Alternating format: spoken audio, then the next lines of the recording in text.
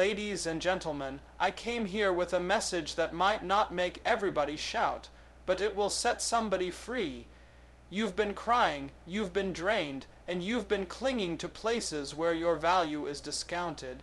But I came to tell you, it's time to walk away when you are not appreciated, because God never called you to beg for what you already carry certainly. Here's an expanded, powerful version of Keynote 1. Stop trying to prove your worth to people who are committed to ignoring ID. In a deep, emotionally resonant style 800 words, no conclusion or ending sentence, Keynote 1, stop trying to prove your worth to people who are committed to ignoring ID. There comes a point in your life when you must wake up to a hard truth. You cannot make people value what they are determined to overlook. You can bend over backward, twist yourself into 1,000 shapes, silence your voice, reduce your dreams, water down your greatness, dim your light, and they will still act like you're not enough. Why? Because it was never about your value. It was about their vision. You're not unworthy. They're just blind. There are people who will benefit from your presence, your ideas, your energy, your prayers, your sacrifice, your loyalty, your counsel, your consistency, your love. But they'll act like it's nothing. They will feast on your goodness and still leave the table complaining about the meal. And here you are, still trying to prove that you're worthy of respect, worthy of recognition, worthy of being chosen. Let me tell you something, your worth was never meant to be proven. It was meant to be discerned. You were never designed to convince anyone to love you, to honor you, or to see you. You were born with a divine stamp on your soul. That stamp is not man made, it's God given. And what God has marked as valuable, no man has the right to treat as optional. But here's the tragedy. Many people live their entire lives in spaces that cannot hold them, in relationships that constantly reduce them, in environments that silently scream, "You're not enough." And instead of walking away, they internalize the disrespect. They absorb the rejection. They start thinking, maybe if I work harder, they'll see me. Maybe if I lose weight, change my personality, make more money, be quieter, be louder, be less me, maybe then I'll be enough. So they strive. They hustle, they perform, not because they want to, but because deep down they're bleeding from the absence of being seen. They keep giving and giving, hoping for crumbs of appreciation, crumbs of validation, crumbs of love. And they call that loyalty, they call that endurance, but in reality it's silent suffering disguised as strength. Let me speak to your heart. You don't need to be everyone's cup of tea. You don't need universal approval. What you need is to stop tying your identity to people who are emotionally bankrupt and spiritually immature. Just because someone doesn't clap when you win doesn't mean you're not victorious.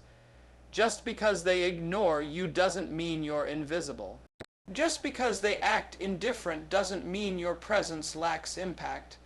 Some people are so used to dysfunction that they reject healthy love. Some people are so blinded by their own brokenness that they can't recognize wholeness when it's standing right in front of them. And yet here you are, still trying to prove something to somebody who's already made up their mind to disregard you. You've got to understand this. Appreciation is a choice. People either choose to acknowledge you or they choose to ignore you.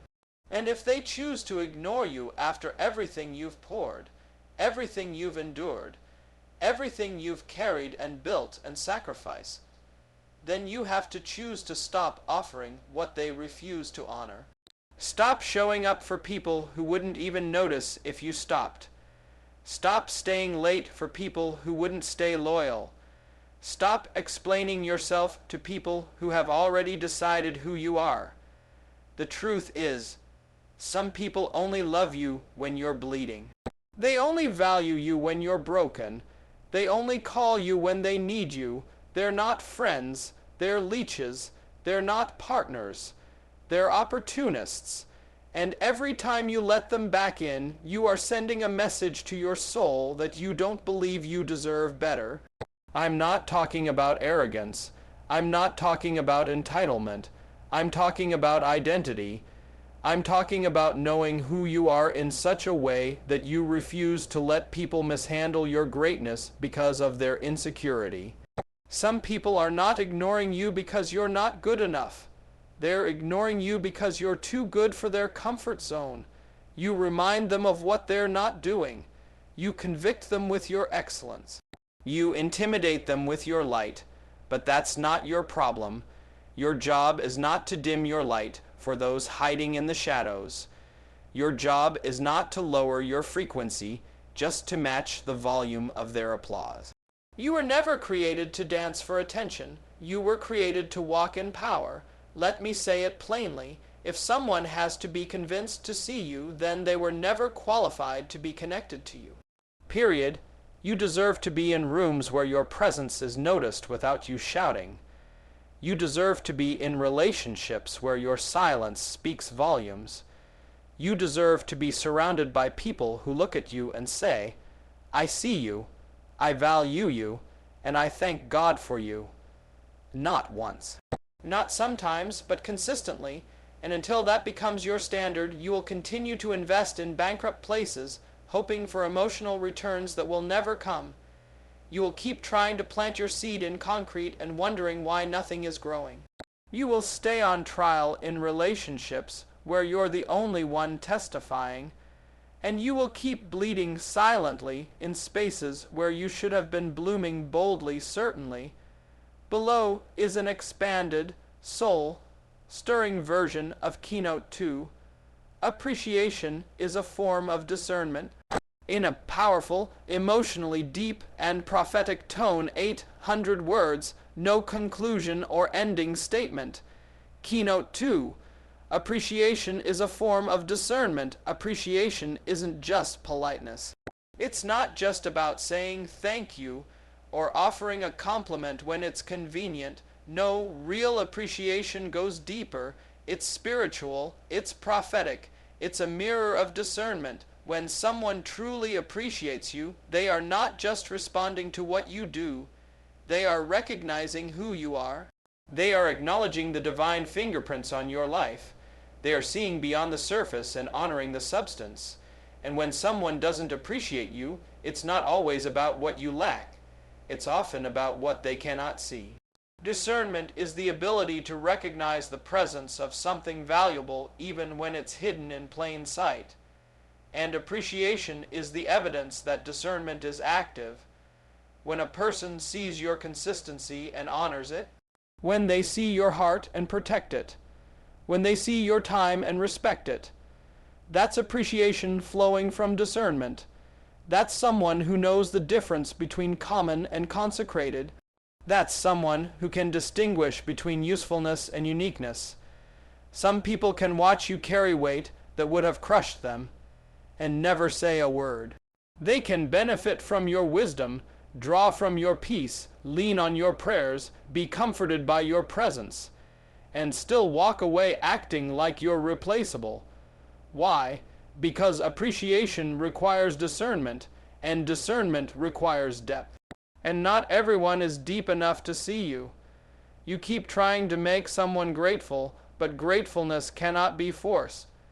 It must be felt. You can't teach appreciation to someone who's determined to be blind. You can serve them with excellence, and they'll still act like you owe them more. You can sacrifice without sleeping, and they'll still say it wasn't enough. Because without discernment, a diamond looks like a rock. Without discernment, loyalty looks like obligation. Without discernment, love looks like weakness. And what breaks your heart is not that you were overlooked, it's that you were misread. You were interpreted through the lens of someone else's dysfunction. They didn't appreciate you because they didn't understand the price you paid to be who you are. They didn't see the late nights, the silent tears, the self-denial, the prayers, the growth, the transformation. They only saw what was convenient. They saw your fruit but never considered your root. Appreciation is not just saying, "You're good at what you do." It's saying, "I see what it costs you to keep showing up like that." It's when someone understands that your strength is not just natural, it's spiritual.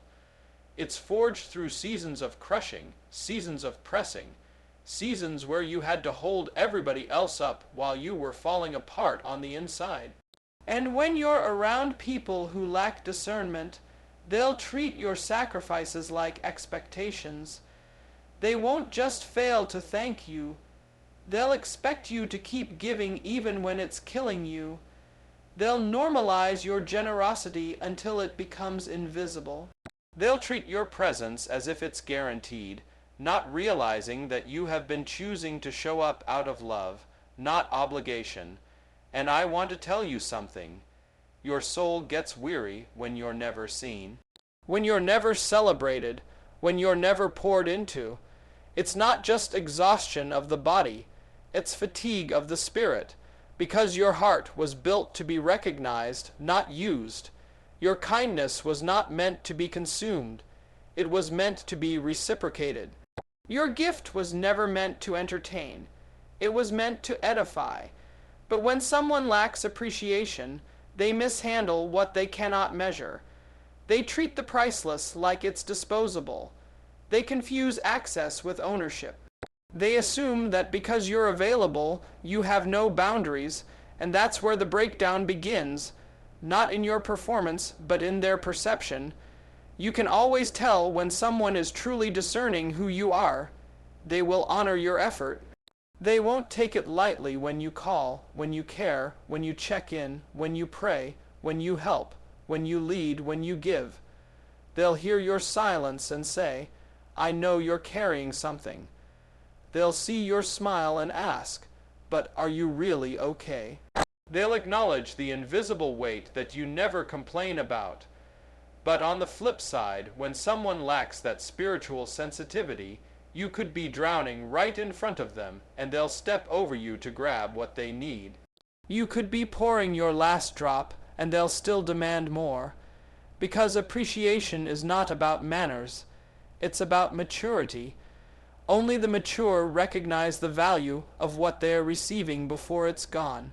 Immature people wake up after the loss and then cry, "I didn't know how much you meant to me." But by then, the damage is already done. It's a painful truth, but it's real. Sometimes people don't see your value until you're no longer accessible. They don't honor your presence until your absence becomes undeniable. They don't realize how much light you brought into the room until the room gets cold and dark without you in it. Because appreciation is not passive, it requires intentional vision. It takes eyes that are tuned not just to what you do, but to who you are. And if someone can look at you, listen to you, live beside you, benefit from you, and still say nothing, still do nothing, still give nothing in return, then you are in the presence of someone who has sight but no vision. They can look at gold and think it's gravel. They can witness favor and treat it like a favor.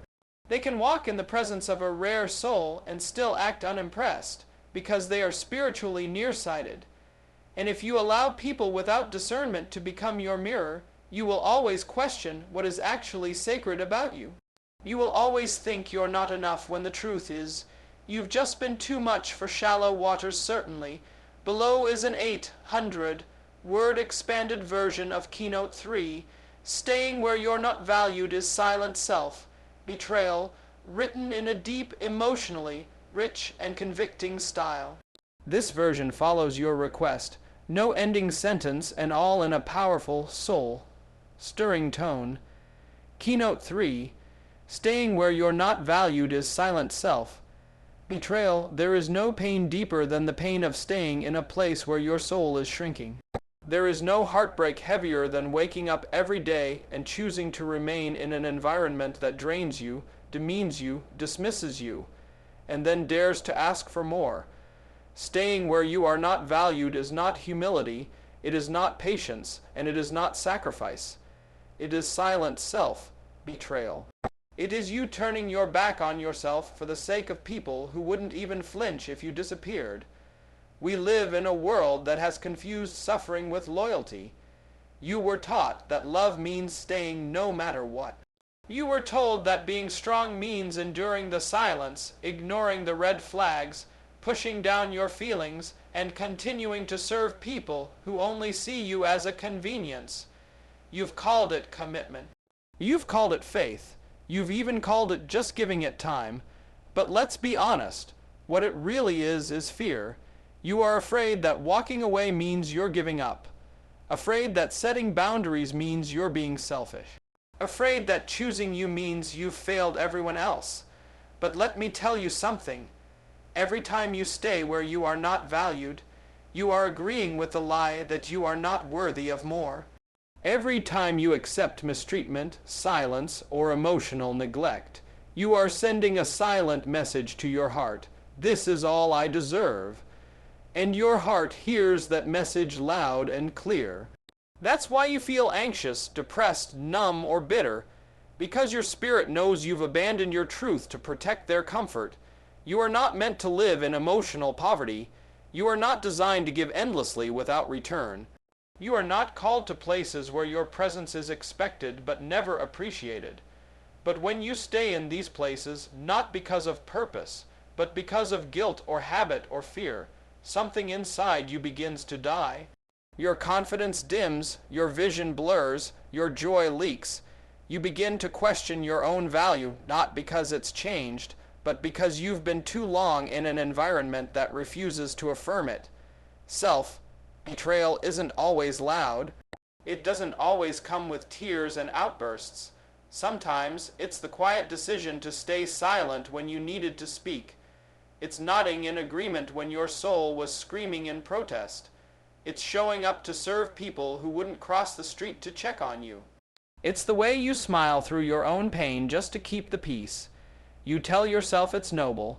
You tell yourself it's mature, but the truth is, it's costing you your peace. People often think betrayal is something that others do to us, but the most dangerous betrayal is the one we do to ourselves when we choose tolerance over truth. You weren't created to tolerate disrespect, inconsistency, or invisibility. You weren't called to ministries, relationships, workplaces, or circles that deplete you. You don't have to prove your faithfulness by enduring what God never assigned you to carry. You have to understand, Val, you is not just about what you bring, it's about how others respond to what you bring. And if the people around you consistently ignore, minimize, or misuse your presence, they are telling you a truth that you cannot afford to ignore. You don't have to argue, explain, or beg. Their actions have already spoken. And by staying, you are the one now lying to yourself, and it always starts small. You tell yourself, it's not that bad. You excuse the comments, the silence, the way your efforts go unnoticed. You minimize the impact just to stay functional. But before long, your internal world becomes so noisy that you can't hear your own clarity anymore. You start second, guessing your instincts. You start doubting your own worth. You internalize the lack of appreciation as a reflection of your identity. And the longer you stay in a place that denies your value, the more distorted yourself you becomes. Let's be honest.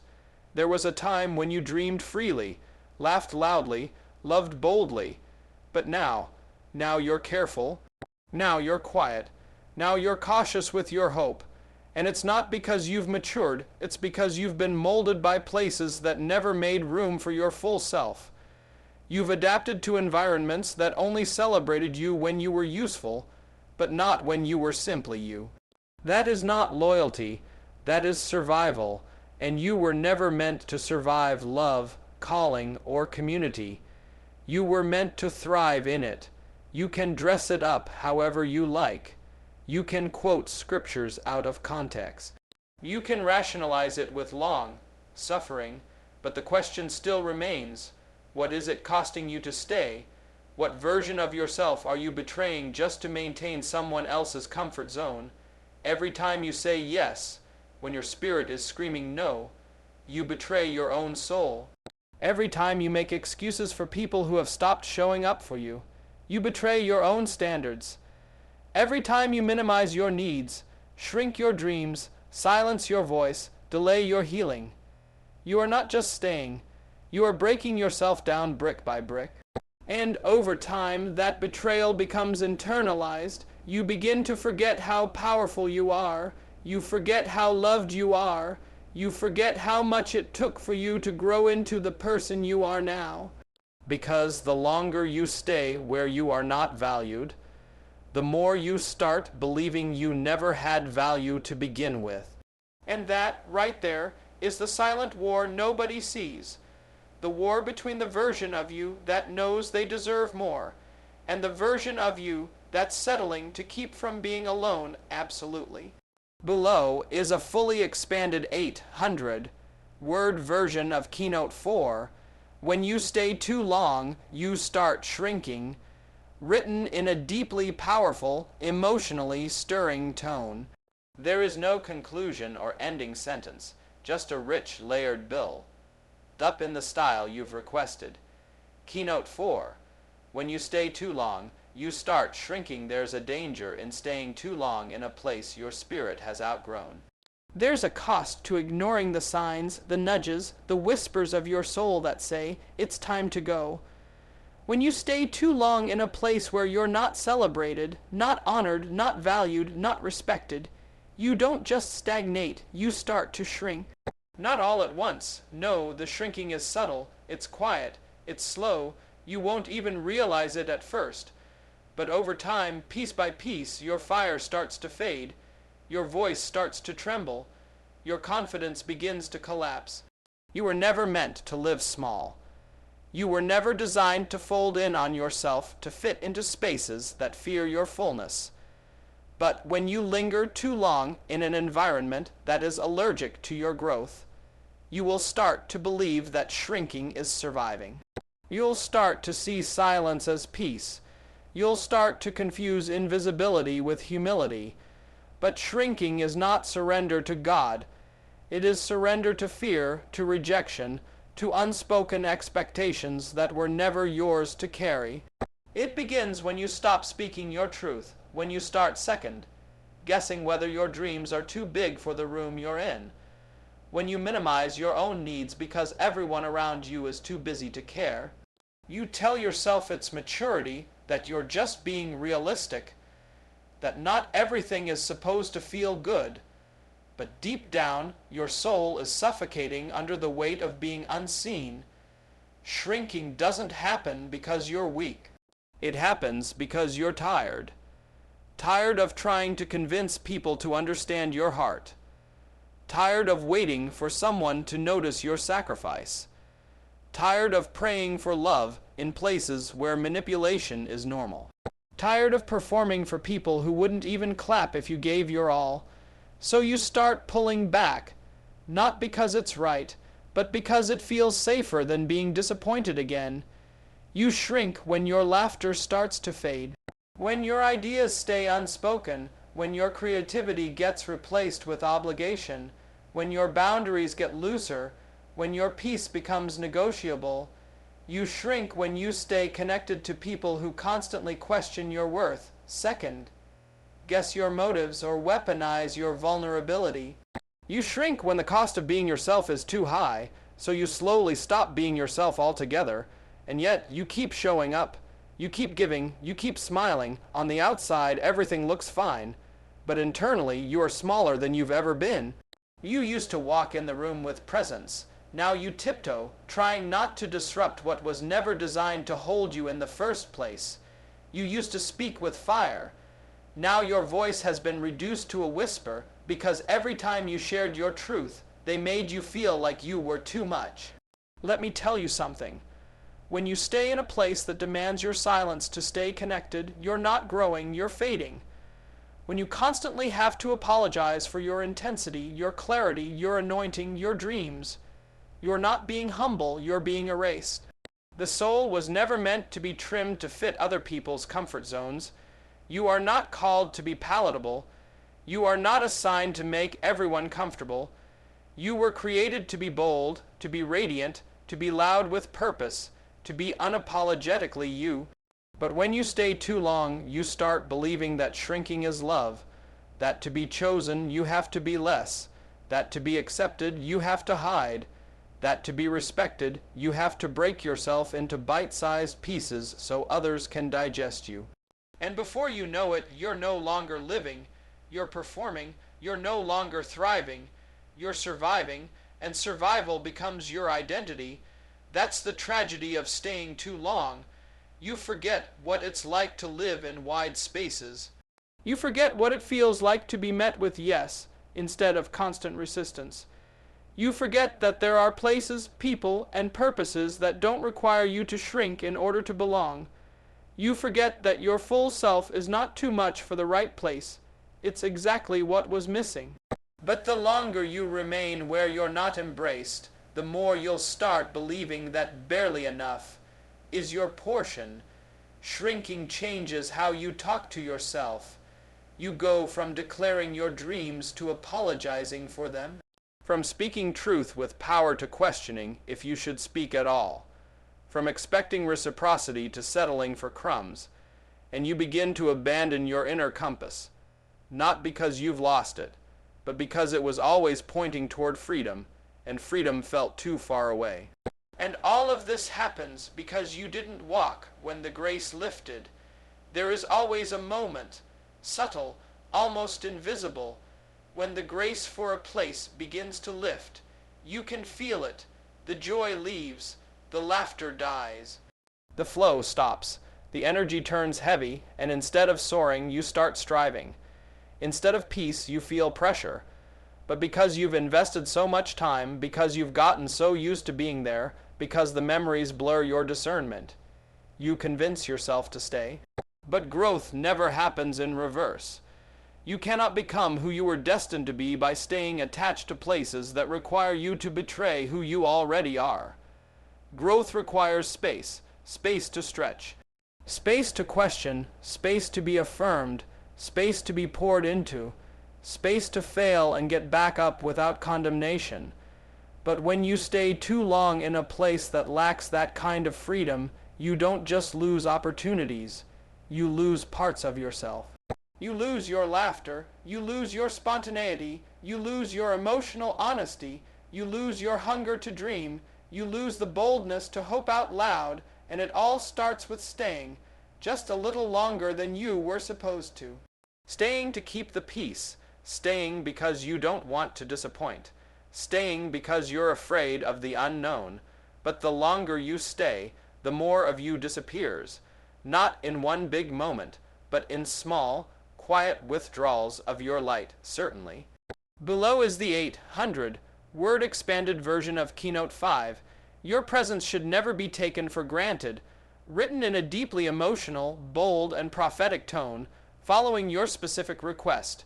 No conclusion or ending sentence, and composed in a style inspired by powerful preaching. Keynote 5. Your presence should never be taken for granted. Your presence is not ordinary. It is not casual. It is not accidental. Your presence carries weight, carries healing, carries fire, carries insight, carries divine deposits that most people don't even know how to name, let alone honor. And when people get used to you being there, when they begin to expect your energy without acknowledging its value, when they lean on your strength but ignore your soul, what they are doing is not just disrespectful, it is dangerous, because your presence should never be taken for granted. You see, some people think just because you keep showing up, you'll always show up. Just because you keep forgiving, you'll always forgive. Just because you serve without asking, you'll always be available. But what they fail to realize is that your consistency is not a weakness. It's a gift. It's a sign of character. It's a reflection of integrity. And just because you don't make noise about your vow, you doesn't mean you don't have it. Your presence changes the atmosphere. You carry peace in rooms filled with tension. You bring clarity into confusion. You lift burdens without asking for credit. You stabilize environments that would fall apart without your calm. You protect with your prayers. You comfort with your words. You heal with your silence. And yet, how often does anyone really say, "Thank you"? How often do they look into your eyes and say, "I see what you're carrying, and I honor you for it"? Familiarity is the assassin of honor. The more people get used to having you, the easier it is for them to forget what life was like before you. The more they benefit from your presence, the less likely they are to pause and appreciate it. That's why you have to guard your presence like the treasure it is. Because the moment someone stops seeing you as a blessing is the moment you must reevaluate the space you've given them in your life. You were not created to be tolerated. You were not designed to be invisible. You were not formed to be a silent background to someone else's life while your own is starving for connection and recognition. You carry divine substance. You have insight that shifts perspectives. You have wisdom that cuts through chaos. You have patience that covers mistakes. You have presence that brings calm into stormy places. And all of that should never be received casually. But too often, your presence has been treated like it's common, as if what you bring is easy to replace. As if the emotional support you offer, the spiritual discernment you carry, the forgiveness you give, the loyalty you provide, can be found on every street corner. They don't realize that showing up for others has cost you. That pouring out has drained you. That lifting them up has left you carrying things you were never meant to hold alone. You can tell when someone takes your presence for granted. They stop asking how you're doing. They stop checking in. They stop listening. They begin to assume you're okay simply because you're quiet. They never ask what it costs you to keep being there. And when you try to speak, when you try to say that something doesn't feel right, they flip it, twist it, make you feel guilty for even needing something in return. That is not love. That is not connection. That is not mutuality. That is extraction using you for your light while refusing to pour into the fire that keeps it burning. Let me say this clearly. Your presence is sacred. Where you stand, peace stand. Where you go, clarity goes. When you show up, burdens lift. When you walk in the room, wisdom enters. You are not just a body. You are not just a voice. You are not just a resource. You are a carrier of presence, a divine echo in the earth. And when someone treats you like you're replaceable, disposable, forgettable, they are exposing their own blindness, not your lack of value. But the longer you allow it, the more you teach people that they can dishonor you and still have access to you. And access without appreciation is abuse. Access without honor is manipulation. Access without investment is one-sided, and anything one-sided will eventually collapse under the weight of imbalance. Your presence deserves to be honored, not just needed. It deserves to be appreciated, not just expected. If they only notice you when you're gone, then they never deserved you while you were there. If they only love you when you're useful, then it was never love. It was convenience wearing the mask of connection. And that's why you have to stop apologizing for being unavailable to people who abused your availability. Stop feeling guilty for pulling back from those who only called on you in crisis, but never checked on you in peace. Stop explaining your boundaries to those who never respected your time in the first place. Because every time you ignore the dishonor, every time you tolerate the emotional distance, every time you excuse the forgetfulness, you are slowly telling your spirit that your presence doesn't matter. But your presence does matter. It matters more than they know. It matters more than you've allowed yourself to believe. You are not just showing up physically. You are showing up emotionally, mentally, spiritually. You are lending your energy. You are offering your essence. You are giving pieces of yourself that are irreplaceable. And the more you honor your presence, the more your presence will be honored, because people treat you at the level you teach them to. If you keep showing up without boundaries, they'll assume you don't have needs. If you keep giving without ever receiving, they'll assume you don't require reciprocity. If you never speak on how you feel, they'll assume you're always okay. You deserve to be in places where your presence is not just noticed, but cherished, where your silence is checked on, where your presence is protected, where your absence would be felt, not just because of what you do, but because of who you are absolutely. Below is the 800-word expanded version of Keynote 6. Love shouldn't feel like proving your worth every day, written in a deeply emotional, soul-stirring, and authoritative tone. As requested, there is no conclusion or ending sentence, only a strong, immersive expansion in the style you've asked for. Keynote 6. Love shouldn't feel like proving your worth every day. Why, love is not a courtroom where you must defend your existence. Love is not a job interview where you must constantly perform to be accepted. Love is not a race where you compete for attention, affection, and acknowledgement. Real love, mature love, divine love, does not demand that you prove your worth every day.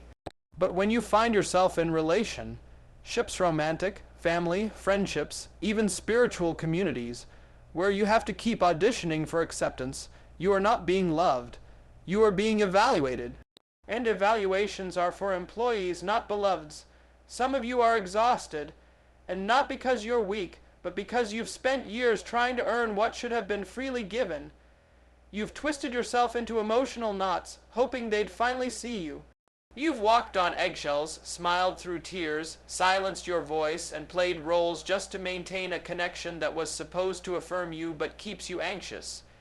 You give and give, hoping one more act of sacrifice will earn you their loyalty.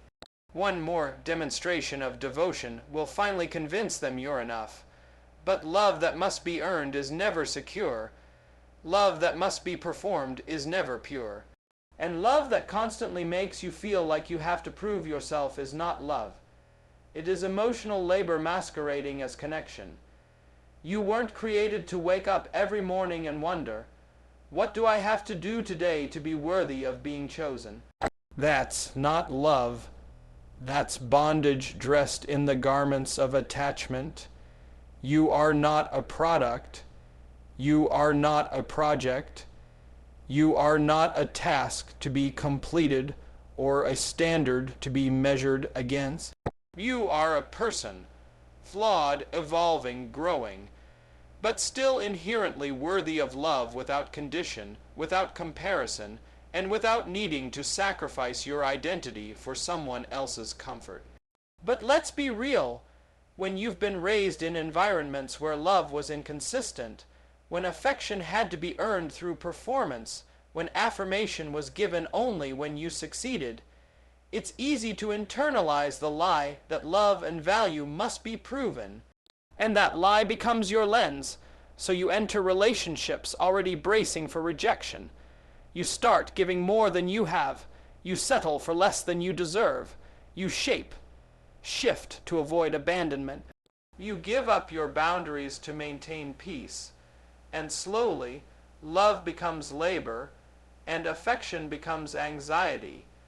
You find yourself doing all the work, initiating all the conversations, fixing all the issues, apologizing first, giving second chances, carrying the emotional weight for two, and the worst part, you begin to question yourself, not because anything is wrong with you, but because you've stayed too long in places where you were made to believe that being enough was still not enough. There is a deep soul pain that comes from feeling like you must beg for what should flow naturally, to reach out, only to be met with silence, to open up, only to be met with criticism, to give your all and receive fragments in return. That pain, that ache in your chest, that tightening in your throat when you think of speaking your truth, that's not love. That's your spirit protesting the false idea that you must prove your way into someone's heart. You were never meant to be in relationships where your value has to be explained. You were never meant to exhaust yourself trying to be enough for someone who's already decided to view you through the lens of lack. When someone truly loves you, they don't keep a scorecard. They don't love you conditionally based on what you can offer, how useful you are, or how well you play their game. They love you with acceptance, not interrogation. With honor, not obligation. With security, not suspicion. Love that's real recognizes your humanity and still embraces you. It sees your flaws and still chooses you. It allows you to grow without threatening the foundation. It celebrates your light without resenting your shine. It listens when you speak, holds you when you tremble, and stays present without you having to chase it. But when you're stuck in a cycle where you feel like love is something to earn, not receive, you begin to compromise. You suppress your desires. You abandon your needs. You tolerate disrespect. You hide your pain, and you convince yourself, if I just do more, if I can just be better, maybe then they'll love me like I love them. But that mindset leads to depletion. You'll pour from a cup that's been empty for years. You'll give water from a well that hasn't been filled since the first time you were overlooked. And the tragedy is, over time, you begin to believe that this is what love is supposed to be. That love means waiting to be chosen. That love means being last on someone's list but still making them first on yours. That love means silence, uncertainty, mixed signals, or subtle manipulation. And because you've seen it modeled so long, you don't even question the discomfort anymore. You just adjust to it. You start measuring love by how much pain you can endure rather than how much peace it brings. But love that breaks you to keep you close isn't love it's control. Love that confuses you into compliance isn't love it's fear. And if fear is driving the connection, then grace can't grow in it, and peace can't live in it. Love is not supposed to feel like a competition. It's not a constant test to prove your loyalty.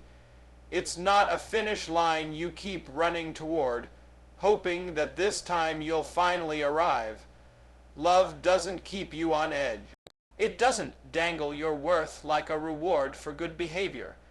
It doesn't withhold affection to punish you for being human. You don't have to be perfect to be loved properly. You don't have to fix everything to be worthy of kindness. You don't have to shrink yourself just to be held certainly. Below is the 800-word expanded version of Keynote 7. Distance isn't disrespect, it's protection.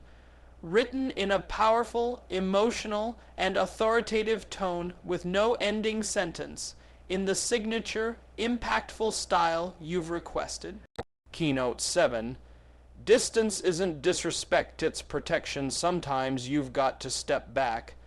Not because you stopped caring, not because you want to create conflict, not because you're bitter or angry or trying to punish anybody, but because you finally realized that your peace costs too much to keep putting it on the auction block for people who can't handle the weight of your soul. Distance isn't disrespect, it's protection. And if you don't learn how to separate yourself from what threatens your wholeness, you will continue to bleed for people who never planned to stop the cutting. Distance is not the absence of love. It's the boundary of self-respect. It's the moment you choose your mental clarity over their emotional chaos.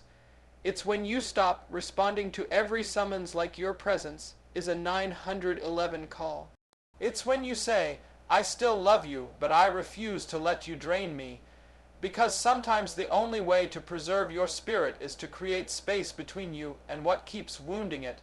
We've been conditioned to believe that closeness means care. That if we love someone, we have to always be available, always be accessible, always be open to whatever they bring, even if what they bring is confusion, criticism, or instability. But real wisdom, spiritual wisdom, says you can love someone deeply and still recognize that access to you is a privilege, not an entitlement. Some of the most dangerous relationships are not the ones where someone hurts you directly. It's the ones where they keep you close just enough to use you, but not close enough to honor you. Where they want your encouragement, but not your truth. Your loyalty, but not your standards. Your help, but not your heart. And when you finally put up a boundary, when you say, "This is no longer good for me," they start calling you distant, cold, changed. No, you haven't changed. You've evolved. You've stopped setting yourself on fire to keep others warm. Distance is often the answer to confusion. When people can't seem to figure out if they value you or just benefit from you, step back. When the energy shifts, but the words never explain it, step back. When your presence is taken for granted, but your absence causes panic, step back. You're not punishing anyone. You're just choosing to protect your emotional ecosystem from constant weather patterns of dysfunction. Let's tell the truth. Some of you are suffocating because you're too close to what keeps contaminating your spirit. You stay in the same space, hoping love will make it better, hoping time will heal what honesty should have addressed, hoping your effort will prove your worth. But the truth is, some environments require space in order for you to see clearly.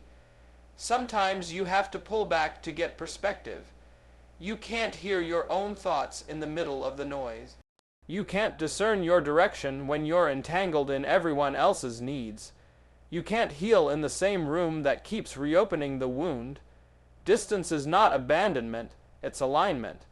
It's your spirit saying, "I need to breathe." It's your purpose saying, "I need room to stretch." It's your mind saying, "I can't keep carrying this weight." And when you finally give yourself permission to step back, you begin to see what you couldn't see when you were too close. You start to notice who checks on you when you're no longer convenient. You realize who only called when they needed something. You understand who loved you for you and who loved you for what you did for them. Some people only love you when you're under their control. The moment you pull back, they accuse you of being distant. But distance doesn't mean dishonor. It means definition. It means you're defining what is and isn't allowed in your space anymore. It means you're no longer giving out passes to people who keep violating the rules of access. You don't have to explain your boundaries to people who benefited from your lack of them. You don't have to justify your distance when your peace is finally intact. And let's be honest, distance will reveal what conversation tried to cover. You can talk until you're blue in the face. You can plead, explain, express, beg for understanding. But sometimes the most powerful thing you can say is nothing at all. Sometimes the greatest clarity comes not from confrontation, but from separation. The moment you step back, you begin to see who was really for you and who was just around you. People will often confuse your distance with disrespect because they were never used to you protecting yourself. They got comfortable with your sacrifice. They depended on your silence. They knew you would always stay, always help, always endure. But the moment you draw the line, the moment you stop answering every call, the moment you start choosing you, suddenly they have a problem. Let them misunderstand, let them mislabel, let them gossip, let them call you cold. You're not being cold. You're being covered in wisdom, covered in discernment, covered in the understanding that not every space deserves your intimacy. Not every person deserves your vulnerability. Not every connection deserves your closeness. Distance is not disloyalty, it's discernment. It's saying, "I've spent too many years bleeding in the name of bonding. I've spent too many seasons broken in the name of staying." And now you are choosing to see yourself as sacred ground. You are choosing to recognize that where you place your presence matters. You are no longer volunteering for emotional battles you never started. You are no longer trying to explain to people why your piece costs too much to be played with certainly. Below is the 800-word expanded version of Keynote 8. Walking away isn't weakness, it's wisdom. written in a bold, spiritual, emotionally charged, and T.D. Jakes inspired style as you requested. No conclusion or ending sentence has been added. Keynote 8. Walking away isn't weakness. It's wisdom. There comes a moment in every life where staying becomes more dangerous than leaving. A moment when holding on begins to drain your destiny. A moment when you must decide whether your loyalty to others is worth the betrayal of yourself. And in that moment, when you choose to walk away, not in anger, not in bitterness, not in revenge, but in clarity, in strength, in divine instruction, that decision is not weakness. That decision is wisdom. We've been taught that walking away makes you soft, that it means you gave up too easily, that it means you didn't fight hard enough for what mattered. But I came to declare, walking away doesn't mean you're weak, it means you're awake. Awake to the truth of what's been draining you. Awake to the reality that some people love you only when you stay small. Awake to the fact that your growth has started to irritate their comfort zone. And when you awaken to that truth, the wisest thing you can do is move. Walking away is not a sign that you are broken. It's a sign that you are whole enough to stop begging for pieces. It takes strength to fight for something, yes, but it takes greater strength to know when to stop. To know when your fight is no longer holy, to know when you are battling for something that's no longer blessing you. Some of the hardest battles in life are not fought with fists, they are fought with feet. The courage to walk away when everything in your flesh wants to stay and prove a point. And let's be honest, sometimes we stay too long, not because of love, but because of fear. Fear of being alone, fear of starting over, fear of not being understood, fear of disappointing others, fear of the unknown. But fear is not your master, truth is. And when the truth sets in, when it knocks on the door of your heart and whispers, "This is not where you belong anymore," it becomes your responsibility to listen. Not just to hear it, but to act on it. Because wisdom isn't just knowing what to do, it's having the courage to do it. There are people listening right now who have been holding on to jobs, friendships, relationships, churches, circles, situations, not because it's right, but because it's familiar. You've made peace with dysfunction because the pain became predictable. But just because it's predictable doesn't mean it's purposeful. Just because you've adapted to it doesn't mean you were created for it. Wisdom will call you to leave places that have become too small for your calling. Sometimes walking away is not about rejecting others. It's about responding to God. It's about realizing that your assignment in that space is complete. That your presence is no longer producing fruit. That the table you once served at has become a prison instead of a platform. And when God shifts the season, the wise don't argue. They align. Because staying in a place after your grace has lifted will make you bitter, not better. You have to stop confusing endurance with obedience. Just because you can endure something doesn't mean you're supposed to. Just because you're strong enough to survive it doesn't mean you're called to stay in it.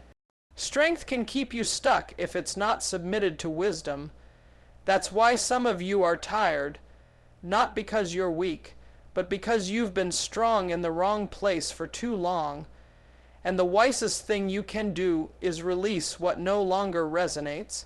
Walking away is a declaration that you will no longer betray yourself for the comfort of others. It is a boundary in motion. It is a spiritual announcement that your peace matters, your purpose matters, your emotional health matters, and anyone who makes you feel guilty for choosing yourself was never invested in your well-being to begin with. Wisdom will always lead you toward preservation, never destruction. Wisdom will never tell you to stay in what's killing you slowly just to keep up appearances. Let them talk. Let them misunderstand. Let them accuse you of being cold, disloyal, selfish. People who benefit from your bondage will always criticize your freedom. But wisdom doesn't answer to noise. It answers to truth, and the truth is, you are not responsible for making others comfortable with your growth. You are not responsible for shrinking yourself so others can feel tall. You are not responsible for staying in dead spaces just because you've been there a long time. Wisdom knows when it's time to grieve the familiar and step into the unknown. Sometimes the miracle isn't in staying, it's in the leaving. The moment you walk away from what dishonored you, what belittled you, what manipulated you, what used you, what confused you, what kept you performing instead of being, that moment becomes sacred. That moment becomes prophetic. That moment becomes the doorway to a version of you you've never met, but were always becoming. And don't let people shame you for walking away from what didn't see you. You don't owe anyone your soul just because they've known you a long time. You don't owe anyone your presence just because they helped you once. You don't owe anyone continued access just because you feel bad about saying no. Wisdom says your destiny is too valuable to keep placing it in the hands of people who don't even know what they're holding. You have permission to protect your purpose. You have the authority to exit what exhausts your vision. You have the spiritual insight to discern when a chapter has ended, and when it ends, don't beg it to continue. Don't reread the same page hoping it will change. Close the book, walk away, and trust that the author of your life has already written what's next.